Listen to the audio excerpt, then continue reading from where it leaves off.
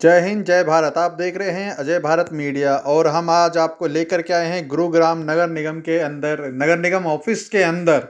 आप देख सकते हैं किस तरह से यहाँ पर भाई जो कि सफाई कर्मचारी हैं और पिछले 1 जनवरी से यहाँ पर हड़ताल पे बैठे हुए थे। इसके साथ ही यहाँ पर दर्शन और गौरव टांक जो कि 25 जनवरी से यहाँ भूख हड़ताल पर बैठ गए हैं। आपको बताना चाहेंगे कि पिछले कई दिनों से हड़ताल और फिर उसके बाद भूख हड़ताल पर बैठने के बाद भी इन कर्मचारियों की कोई सुनवाई नहीं हो रही है। परेशान होकर के इन्होंने मीडिया के सामने गुहार लगाई है। आप हमारी इस खबर में देख सकते हैं इनकी परेशानी कि ठेकेदार किस तरह से इनका शोषण कर रहा है। धन्यवाद। जय हिंद, जय भारत। हमने सरकार के सामने मुख्यमंत्री की बात के लिए 7 अक्टूबर को गोहाना की रैली में मुख्यमंत्री साहब ने अपने मुख से ये कहा कि मैं ठेकेदारी प्रथा हरियाणा से समाप्त करता हूं।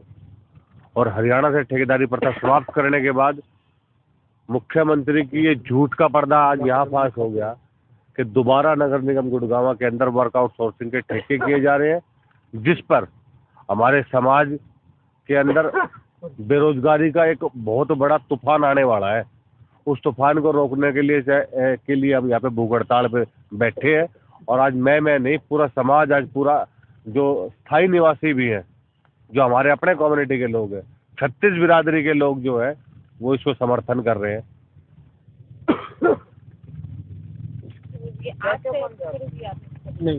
देखिए, ये 23 तारीख से भूख हड़ताल चल रही है और इसके अंदर हमने मांगा है कि जो कॉन्ट्रेक्चुअल जो कर्मचारी है उसको निगम, या तो जो सरकार की जो चिट्ठी थी 24 मई 2018 की और 30 अगस्त 2019 तक का जो कर्मचारी था, वो किस वजह से नगर निगम ने वंचित छोड़ दिया, जबकि सरकार ने पीएफ का जिक्र कहीं भी नहीं किया था। पर निगम के अधिकारियों की कुछ सोची समझी साजिश के तहत और हमारे कुछ भाइयों की मिली भगत से इन्होंने पीएफ का मुद्दा इसके बीच में डाल के कम से कम कई हजार लोगों को इस निगम के पैरोल से दूर कर दिया, जिससे कि एक एक घर जो है वो इस निगम रोल पे और पक्का होने के लिए इस दौड़ से बाहर हो गया। तो ये कहीं ना कहीं निगम के अधिकारियों की भूल थी। जब सरकार आपको पीएफ के आधार पे बात ही नहीं कर रही, आप जबरदस्ती सरकार के ऊपर ये क्यों कह रहे हो कि हमें पीएफ पे लगाओ, पीएफ पे लगाओ। अगर कोई ठेकेदार अगर किसी कर्मचारी का पीएफ नहीं डालता तो इसमें कर्मचारी की क्या दुख है, जबकि अधिकारी को ये करना था कि पीएफ अगर नहीं डालता तो कमिश्नर साहब को तुरंत उस ठेकेदार के ऊपर एफआईआर करके उसको बंद कराने का काम करना था। पर वही वाली बात है, या तो खाला जी का बाड़ा, सोमनाथ का मंदिर है, कोई भी आए लूट के चला जाए। इन मुद्दों को लेकर किसी निगम अधिकारी से आपकी बातचीत हुई? कल हमारी एक टीम डॉक्टर नरेश कुमार जी से मिली थी, जो कि एसबीएम है और हेड बनाए हुए हैं, म्युनिसिपल कॉर्पोरेशन के जॉइंट कमिश्नर बनाए हुए 42 बैठते हैं। उन्होंने महिलाओं को स्टेटमेंट दिया कि इस धरने पे बैठने वाले लोगों के खिलाफ मैं लाठियां चार्ज करा दूं, महिलाओं को लाठियां मार। एक तरीके से तो नारी शक्ति की बात हिंदुस्तान में और हरियाणा में कट्टर लाल बेटी बचाओ कह रहे हैं, महिलाओं को खुले हम लाठी मारने की बात एक जॉइंट कमिश्नर, एक ऐसी पदवी में बैठा हुआ आदमी कर रहा है जिसके कोई ना हाथ है ना पैर है। आज वो अगर इस हमारी इन बहू बेटियों पर, बहन बेटियों पर, अपने कर्मचारियों पर लाठी मार रहा है, तो मेरे को ऐसा लगता है कि उसका घर का अंदर भी व्यक्तित्व वैसा ही होगा, वो अपने घर के भी परिवार के लोगों पर लाठियां बरसाता होगा। एक तो देखिए, ये कोई एक पॉलिटिकल इशू नहीं है, ये एक जायज़ मांग है। जैसा कि गौरव भाई ने जिक्र किया कि एक 24 मई 2018 से लेके और 30 अगस्त 2019 तक जो सफाई कर्मचारी रेगुलर काम करेंगे उनको पेरोल पे ले लिया जाएगा निगम के पे। अब इन्होंने, ठेकेदार ने क्या किया, जिस दौरान उन कर्मचारियों ने किया, अब जो पीएफ काटना है या पीएफ का, पहले बात तो उस लेटर में कोई जिक्र ही नहीं था।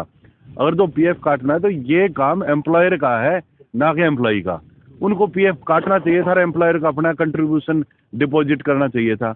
ये मिली भगत करके वरिष्ठ अधिकारी और ठेकेदार ने डेलिबरेटली कुछ आदमियों का, इनमें भी दो फाड़ करने के लिए, उनका पीएफ काट लिया, बाकी को कैजुअल दिखा दिया।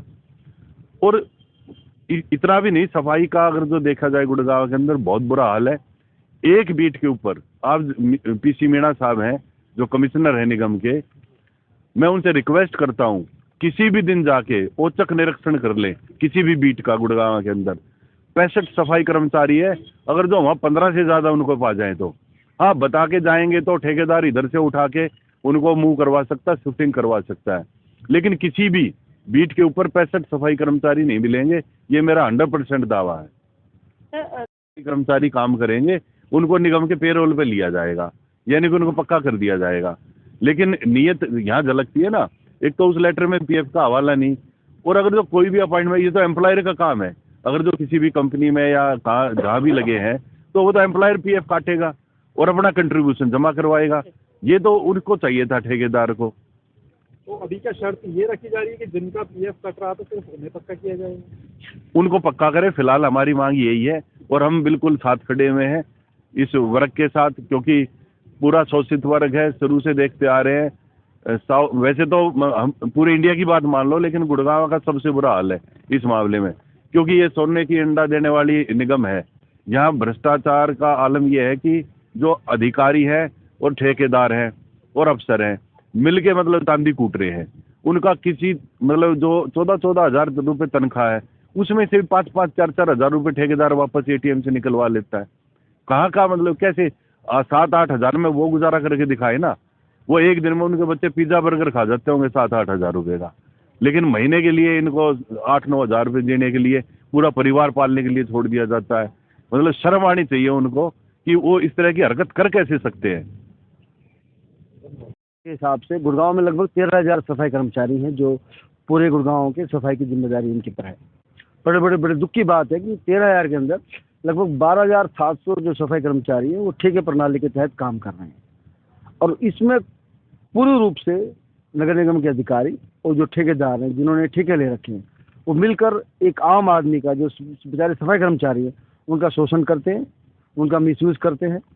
और ऐसा भी बहुत सारी शिकायतें हम लोगों को मिलती हैं जहाँ पर जो सैलरी उनको मिलनी चाहिए वो पूरी सैलरी नहीं मिलती। उसका सफाई कर्मचारी का बैंक अकाउंट खोलकर उसका एटीएम और चेकबुक ठेकेदार अपने पास रख लेता है, और जो सैलरी उसको कागजों में आती है वो सोना देकर उसको आधी अधूरी सैलरी देकर उससे काम कराता है।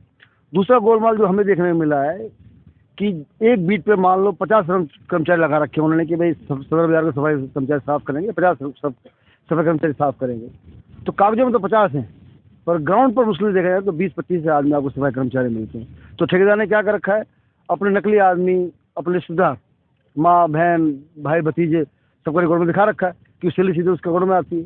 तो ऐसा बहुत बड़ा गोलमाल है। और ये कई बार मुद्दा उठाया कि नगर निगम में इस बात को छानबीन की जाए, इसको डीप इन्वेस्टिगेशन की जाए, पर बड़े दुख की बात है ये कह देते हैं पर करते कुछ नहीं है।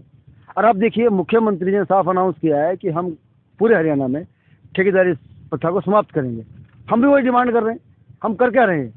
आज गौरव भाई और कुशल जी भुगताले बैठे हैं पिछले 5 दिन से।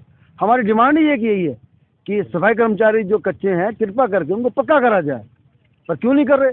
ये अलग अलग बहाने ढूंढ के उन बेचारों को, एक सफाई कर्मचारी को, कि उसकी आवाज़ कोई बन नहीं पाता है, वो गरीब आदमी है, वो अपना बेचारा पेट पाले या कहीं अपनी शिकायत करे, उनको पेट पाला मुश्किल हो रहा है।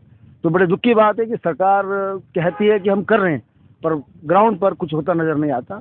तो मेरी सरकार से यही प्रार्थना है कि ये बेचारे जो सफाई कर्मचारी हैं, निम्न वर्ग के जो लोग हैं, इनके परिवार को देखे और इनके जो अधिकार हैं, ये अपने अधिकार मांग रहे हैं, इनको ऐसी जांच नहीं करे कि हमें भाई आप कुछ ऐसा चीज़ दे दीजिए, मकान दे दीजिए। इनकी जेन्युइन जो वास्तविक जो गंभीर समस्याएं हैं उनको हल करें, इनको परमानेंट करें, ताकि कम से कम ये अपना परिवार पालन ढंग से कर सकें।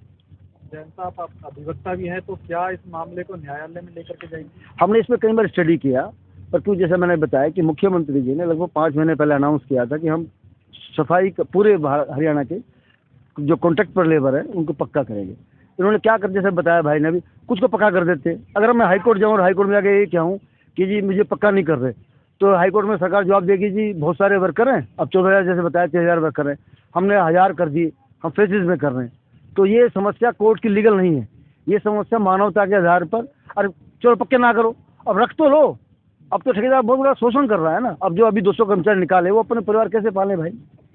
आप जब जवान बच्चा होता है उसको 5 साल आपने नौकरी रख लिया, जब 25 साल का हो गया उसको निकाल दिया, तो ऐसा बड़ा मुश्किल हो जाता है किसी भी परिवार के लिए पालन करना। या अभी अभी सरकार ने एक योजना अनाउंस करी कि हम कौशल योजना के तहत सबको रजिस्टर्ड करेंगे, तो उसमें रजिस्टर्ड कर दें, उसमें रजिस्टर्ड नहीं करते। मतलब सरकार, मेरे को कई बार ऐसा लगता है कि ये निम्न वर्ग को 2008 से देखो नगर निगम बना है, आज 2022 हो गया। अगर आप देखेंगे तो 2008 में मान लो नगर निगम में 2000 पक्के कर्मचारी थे, आज 2000 भी नहीं, आज तो 500 रह गए होंगे। तो ये साफ नजर आता है कि नीयत में और नीति में फ़र्क है। उनकी नीयत अगर स्पष्ट होती तो इतना बुरा हाल नहीं होता। अब 13,000 कर्मचारी होना और उसमें भी 12,700 कर्मचारी कॉन्ट्रैक्ट पर होना, ये बहुत बड़ी दुर्भाग्य इस व्यवस्था को बताता है कि नगर निगम किस तरह कार्य करता है। धन्यवाद। क्या मांगे हैं आपकी, कब से आप धरने पर बैठे हुए हैं यहाँ? हम जी 3 तारीख से बैठे हुए हैं धरने पे। हाँ जी 3 जनवरी। हाँ जी 3, हाँ जी ठीक है। बैठे और भूख हड़ताल कब से शुरू की गई है? आज 5 दिन हो गए जी। 5 दिन हो गए। हाँ जी अभी तक कोई सुनवाई नहीं हुई है जी हमारी। क्या कोई अधिकारी या कोई नेता आपसे मिलने आया सरकार की तरफ से? नहीं जी अभी कोई नहीं आया हमारे से मिलने। क्या कहना चाहेंगे, कैसे चल रहा है आपका? सर क्या कहे, बस बड़ी दुविधा में हुए हम कि हमारी बस यही मांग है कि हम कमिश्नर साहब से ये पूछना चाहते हैं, अगर कल को ये ठेका ख़त्म हो गया हम कहाँ जाएंगे, हमारा माई बाप कौन होगा? बस हमें इस बात का जवाब चाहिए कमिश्नर साहब से। बस या तो हमें निगम रोल पे ले ले या हमें कौशल में ले ले। हम तो खुद जाने के लिए तैयार हैं, लेकिन वो पता नहीं क्यों हमें धुतकार रहे हैं। मेरा नाम राकेश है और मैं DLF-2 में ड्यूटी करता हूँ। इन ठेकेदारों ने इतना अत्याचार कर रखा है कर्मचारियों साथियों के साथ। हमारे कर्मचारी जो काम कर रहे हैं, जहाँ 65 आदमी की बीट है। सत्यजीत नाम का एक ठेकेदार है, साई इंटरप्राइज कंपनी का मालिक, उसने इतना वो कर रखा है कि कर्मचारी के पास जाता है, सुपरवाइजर को अपने को भेजता है, बोलता है ATM अपना ATM दे, चेकबुक और ATM दे दो हमें और आप अपने घर रहो, आपके खाते में आपका पेप डलता रहेगा। तो जैसे कर्मचारी बोलता है जी हम नहीं देंगे, हम तो ड्यूटी करेंगे, हमें हमारा घर चलाना है, बोलता नाम काट दूंगा, नाम काट के उसकी जगह 40-50 हज़ार रुपये में दूसरे का नाम चढ़ा देते हैं, धमकी देते हैं। अब कर्मचारी क्या करेगा? ATM चेकबुक देगा कि उसका नाम कटेगा दूसरे दिन? तो ये होता है।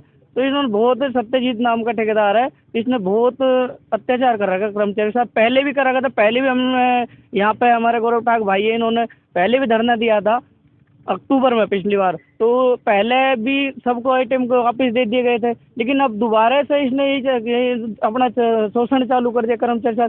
अगर महिला कर्मचारियों को कस्सियाँ देता है रोड पे, अगर कोई महिला कर्मचारी उसे मिल जाती है काम करते हुए, तो अगर गाड़ी में भी जा रहा है, कस्सी ले लो, कस्सी रेडियो चलवाता है, चलो ठीक है काम तो करना है, लेकिन महिला कर्मचारी को गलत तरीके से बोलना, गाली देता है।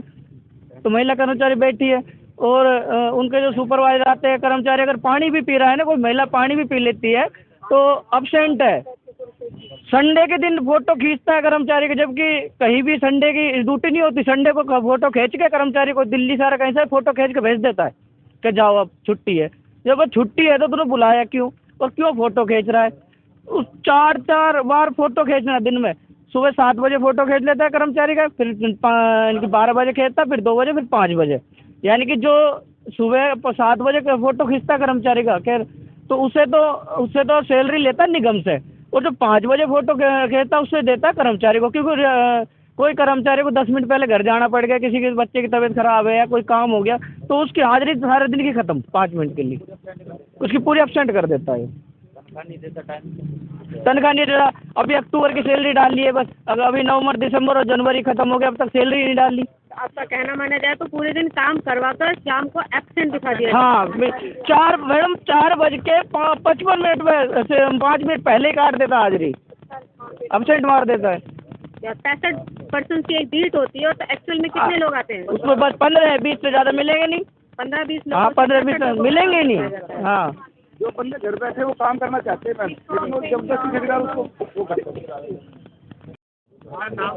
नाम बताइए। मैम मैं कर्मचारी हूँ सत्यजीत का, ठेके में काम करता हूँ। नरसिंह नाम है मेरा, नरसिंह सारवा नाम है, कादीपुर से हूँ। ठीक है, 37D में काम करता हूँ।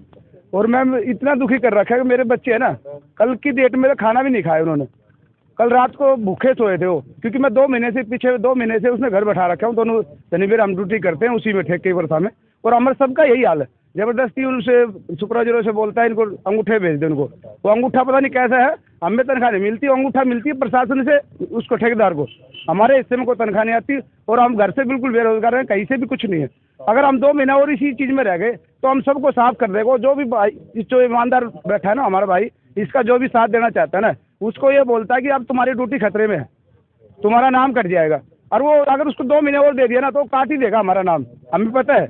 और हम नई आईडी बना के और वो अपने बंदों को जाकर, अगर सरकार ने निगम प्रशासन ने चाहा ना कि हम चेक करेंगे ये चीज़ और 2 महीना और रुक जाओ, तो 2 महीने में हमें सभी को बेरोजगार कर देगा जो हम 5-5 साल से काम कर रहे हैं, और अपने बंदों को कर देगा उसमें फिट। तो हम चाहते हैं जितने जल्दी हो जाए, हमारा रजिस्ट्रेशन वगैरह और कहीं नहीं हो सकता तो कौशल में हो जाए। हम कौशल में भी काम करने के लिए तैयार है, क्योंकि हमारे बच्चे पढ़ जाएंगे उससे। हम आज पिछले 2 महीना हो गया हमारे, हम कैसे कैसे क्या करें हमें भी पता है। रात को तो हमारे बच्चों को खाना ही नहीं नसीब हुआ, जब जाकर हमारी आत्मा झंझोरी। और हम भी इस भाई के शरण में आए। अगर वहाँ पे बैठे तो हम उनसे बात करते हैं, क्योंकि उनसे तो फ़ोन पे बात करते, वो मना करते हैं। सुपरवाइजर बोलते हैं भैया साफ देखेंगे, हमें भी नहीं पता, हम ड्यूटी नहीं ले सकते। तो हम कहाँ जाएँ अब, हमारे पास तो कुछ भी नहीं है। पिछले 1.5-2 साल से प्रोटेक्शन किया पहले हमने, तो भैया ने जब किया तो उससे हमें पूरा संतुष्ट हुआ, 1.5 साल अच्छी निकली। उसके बाद जब बैठेगा रिन्यू हो उनका, 3 महीने से वही काम कर दिया उसने। अब हम कहाँ क्या करें बताओ। आज हम आपके सामने फ्रंट में आ रहे ना, कल आप देख लेना हमें या तो कहीं वैसे पिटवाएगा कहीं से, या फिर वो हमें रजिस्ट्रेशन निकाल देगा, दोबारा हमारा नाम इस चीज़ में नहीं आएगा। हम बेरोजगारी हो जाएंगे सब बंदे जो यहाँ बैठे हैं। अगर प्रशासन ने हमारी तरफ ध्यान नहीं दिया, अगर वो डील वो करे ना देरी, तो हम सब कुछ बेरोजगार है, हमारा मतलब फुटपाथ पे आ जाएंगे हमारे बच्चे। आज हमारे छोटे छोटे बच्चे हैं ना, धूप में, पानी में, सर्दी का टाइम है, यहाँ पे बैठे हैं हम, इसीलिए बैठे हैं। कुछ बंदे ऐसे हैं जो बोलते हैं कि हम इनको नहीं जानते, ये बंदे हमारे नहीं है, वो सच बोल रहे हैं, वो यही करेंगे। हम सबको जो हम 5-5, 6-6 सालों से काम कर रहे हैं ना, हम लोग सबको साइड हटा के अपने बंदों के आईडी देंगे निगम को, और अपने बंदों को उसमें घुसाएंगे। जिन बंदों को झाड़ू तक नहीं लगाना आता, उन बंदों का नाम आएंगे। तो हम चाहते हैं कि वो प्रशासन हमारी तरफ देखे, प्रशासन हमारी तरफ देखे। हम जो बैठे हैं 5-5 सालों से, हम जेन्युइन काम कर रहे हैं। कमिश्नर साहब को बताना चाहते हैं आपके चैनल के माध्यम से, अगर हम जेन्युइन काम कर रहे हैं वहाँ पे, हमारे बच्चे भूखे हैं, हम इसलिए बैठे हैं यहाँ पे।